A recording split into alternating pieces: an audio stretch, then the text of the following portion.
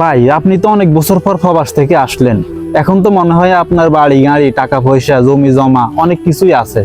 আছে তো, শুধু আমার নামেই নেই। মানে? যে টাকা পাঠিয়েছি ভাই নিজের নামে জমি কিনেছে, নিজের নামে ব্যবসা দাঁড় করিয়েছে, বোনের বিয়ে দিয়েছে, আর এখন বলে মা বাবার চিকিৎসার পেছনে নাকি সব টাকা শেষ করে ফেলেছে। এখন কি আপনার জন্য কিছুই নাই? এখন দেশে এসে দেখি সবার ঘর আছে, সবার ব্যবসা আছে, সবার জমি আছে, আর আমার জন্য সবার একটা কথাই আছে, তুই আবার বিদেশ চলে যা। ভাই যাদের জন্য নিজের যৌবনটা প্রবাসে ফেলে এলেন, তাদের মুখে এসব কথা শুনে এখন কি একবারও মনে হয় না যে নিজের জীবনের সাথে অন্যায় করে ফেললেন? যখন বিদেশে ছিলাম তখন মনে হয়েছে আমি সবার আপন, আর এখন মনে হয় আমি না, আমার টাকাটাই ছিল সবার আপন।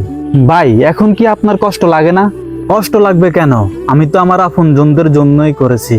শুধু একটাই আফসোস, সবাইকে নিজের করে রাখতে গিয়ে নিজের জন্যই কিছু রাখতে পারলাম না। তাহলে প্রবাসীদের উদ্দেশ্যে কি বলবেন?